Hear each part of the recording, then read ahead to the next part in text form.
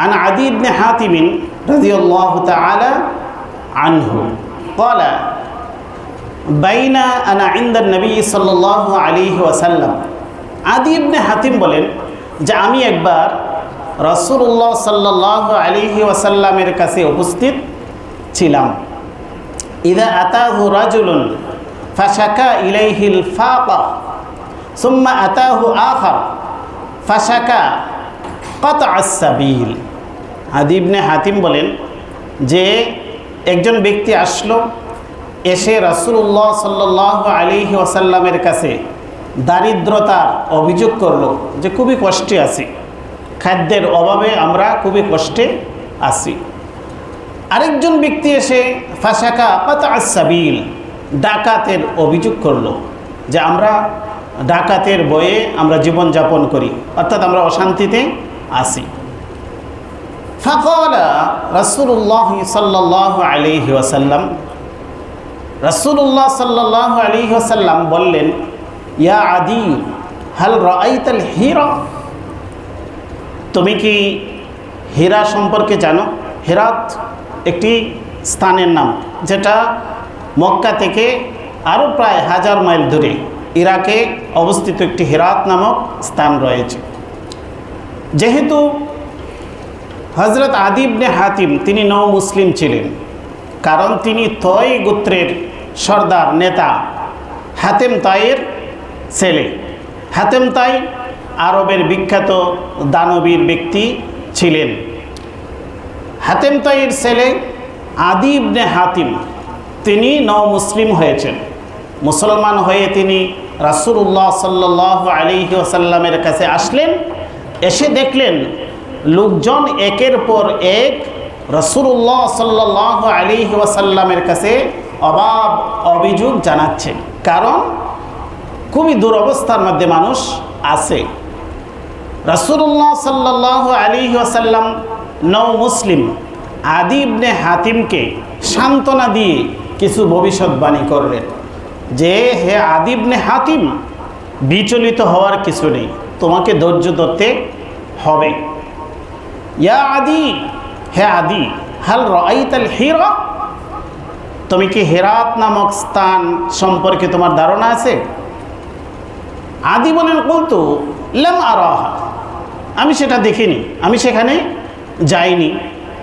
ওয়াকাদ উমবিতু আনহা, আমি সেটা সম্পর্কে জানি, এই এলাকা সম্পর্কে আমার জানাশোনা আছে, তবে আমি সেখানে যাইনি, এই এলাকাটা আমি দেখিনি।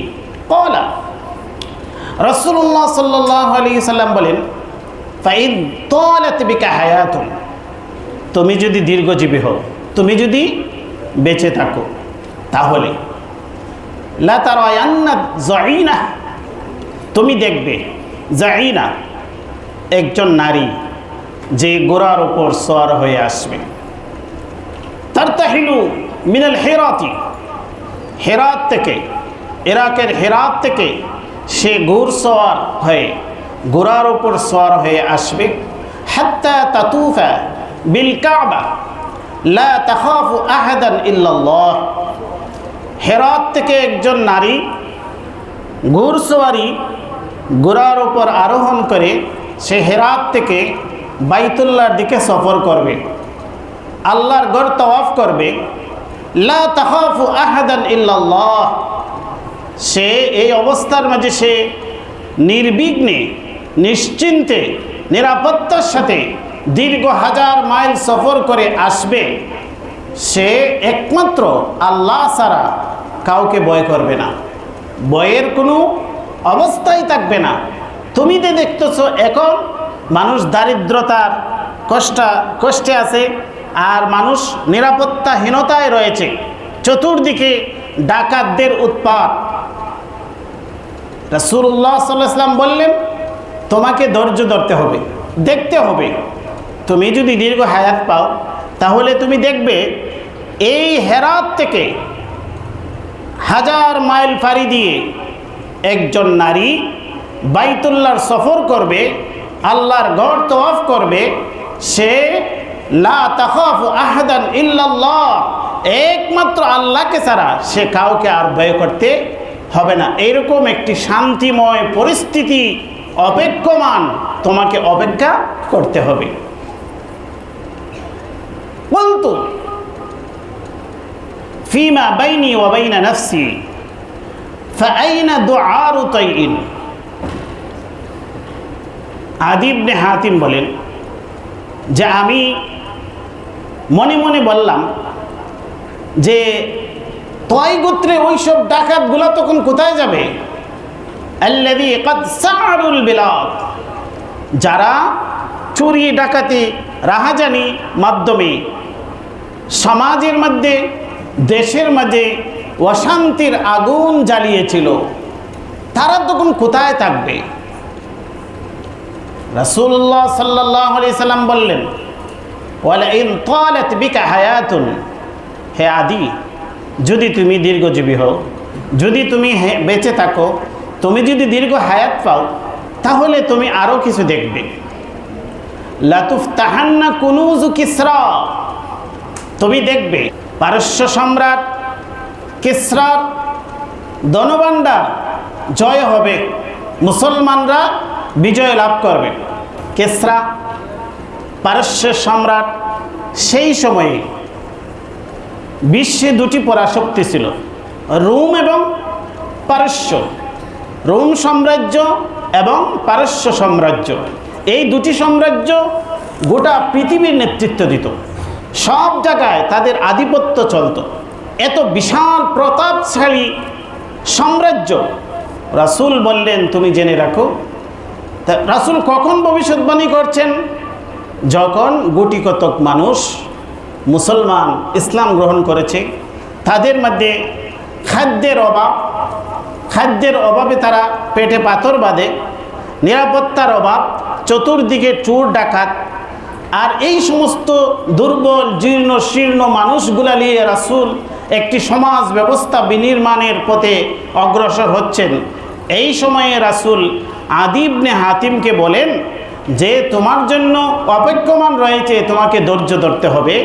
এমন একটি সময় আসবে লাতুফতাহান্না কুনুজু কিসরা, কিসরার ধনভাণ্ডার বিজিত হবে, বিজয় মুসলমানরা সেটা জয় করবে।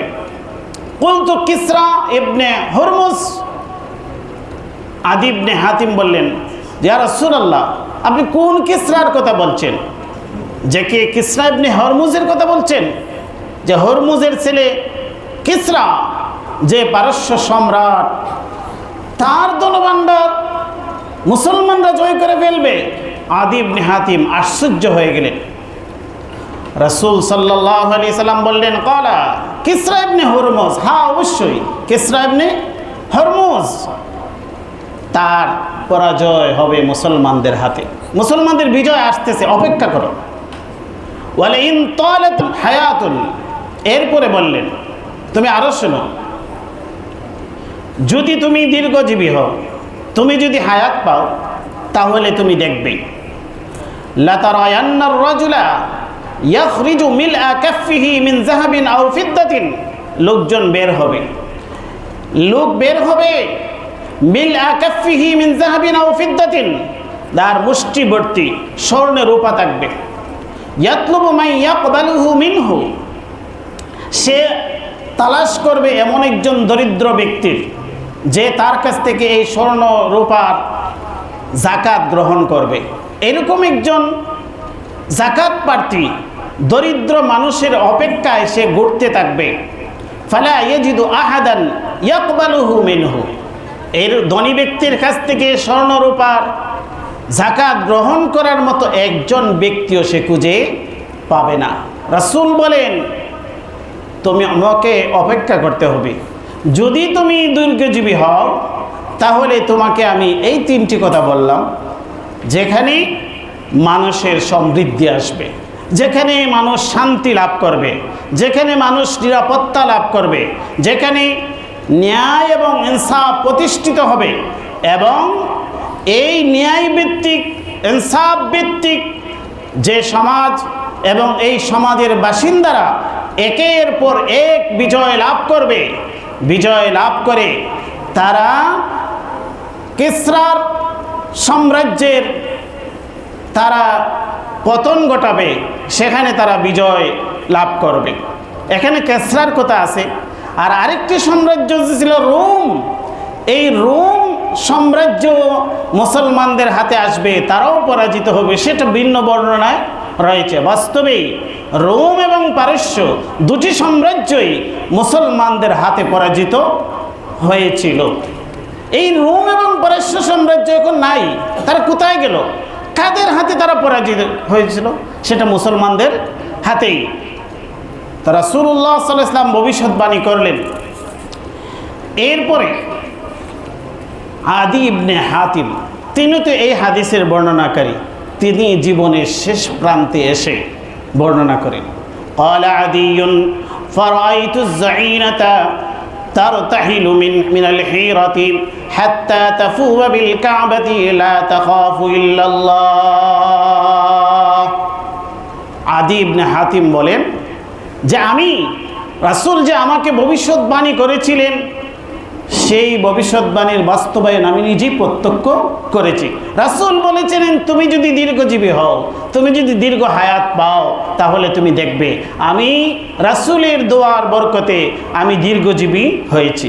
আমাকে আল্লাহ এমন হায়াত দিয়েছেন যে আমি জীবনে এই ঘটনা প্রত্যক্ষ করেছি। রাসূল যে বলেছিলেন যে হেরাত থেকে একজন নারী, ঘুড়সওয়ারি নারী 1000 মাইল অতিক্রম করে সফর করে সে বাইতুল্লাহতে আসবে, আল্লাহর ঘর তওয়াফ করবে, এই আসা যাওয়ার পথে একমাত্র আল্লাহ ছাড়া কাউকে সে ভয় করতে হবে না, কোনো ধরনের কোনো নিরাপত্তাহীনতায় সে ভুগবে না। আদি ইবনে হাতিম বলেন, ফারাইতু যাইনা, আমি যাইনাকে দেখেছি, এই নারীকে আমি দেখেছি, যে নারী ঘুড়সওয়ারি, যে হেরাত থেকে তারতাহিলু মিনাল হিরাতি, হেরাত থেকে সে সফর করেছে, হাত্তা তাতুফা বিল কাবা, যে আল্লাহর ঘর বাইতুল্লাহ কাবা শরীফ সে তওয়াফ করেছে, লা তাখাফু ইল্লাল্লাহ, সে আল্লাহকে ছাড়া আর কাউকে ভয় করা লাগে নাই। ওয়া কুনতু ফি মানিফ তাতাহা কুনুজ কিসরা ইবনে হরমুজ, দ্বিতীয় ভবিষ্যৎবাণী যে রাসূল বলেছিলেন কিসরা ইবনে হরমুজের ধনভাণ্ডার মুসলমানরা জয় করবে, তিনি বলেন ওয়া কুনতু ফি মানিফ তাতাহা কুনুজ কিসরা ইবনে হরমুজ। এই কিসরা ইবনে হরমুজের যেদিন পরাজয় ঘটে, যেদিন মুসলমানরা কিসরার ধনভাণ্ডার জয় লাভ করে, সেদিন এই সৈনিকদের মধ্যে আমি আদি ইবনে হাতিম একজন ছিলাম। কিসরা ইবনে হরমুজের কে যেদিন পরাজিত করা হয়, যেদিন তার ধনভাণ্ডার মুসলমানদের হাতে আসে, যে সৈনিকরা অভিযান পরিচালনা করেছিল, সেই সৈনিকদের মধ্যে আমি আদি ইবনে হাতিম একজন সৈনিক ছিলাম। ওয়ালা ইন তালাত বিকুম হায়াতুন, আদি ইবনে হাতিম বর্ণনা করেন, যারা তার সামনে উপস্থিত ছিলেন যখন তিনি হাদিস বর্ণনা করেন, ওয়ালা ইন তালাত বিকুম হায়াতুন, হে আমার পরবর্তী প্রজন্ম, তোমরা যদি দীর্ঘজীবী হও, লাতারাউন্না মা ক্বালান নবী সাল্লাল্লাহু আলাইহি ওয়াসাল্লাম, আবুল কাসিম সাল্লাল্লাহু আলাইহি ওয়াসাল্লাম ইউখরিজু মিলআ কাফিহি। রাসূল যে বলেছেন আরেকটি ভবিষ্যৎবাণী, যে মানুষের মধ্যে সমৃদ্ধি আসবে, মানুষ স্বর্ণরূপার মুষ্টিভর্তি স্বর্ণরূপা নিয়ে ঘোরাবে, তার জন্য সে একজন যাকাত গ্রহীতা দরিদ্র মানুষ খুঁজে পাবে না, সেটাও তোমরা দেখতে পাবে। তৃতীয় ভবিষ্যৎবাণীটি তিনি ওই সময়ে যখন তিনি হাদিস বর্ণনা করেন, তখন তিনি এই পরিস্থিতি দেখে যেতে পারেননি, কিন্তু এইরকম পরিস্থিতি পৃথিবীতে ঘটেছে। ইতিহাসের মধ্যে রয়েছে হযরত ওমর ইবনে আব্দুল আজিজ যখন তিনি মুসলিম সাম্রাজ্যের পরিচালনা করেছেন, তখন মুসলমানদের এমন সমৃদ্ধি ছিল যে বাস্তবেই যাকাত দাতারা যাকাত দেওয়ার জন্য পথে পথে ঘুরতেন, কোনো একজন যাকাত গ্রহীতাকে তারা খুঁজে পেতেন না।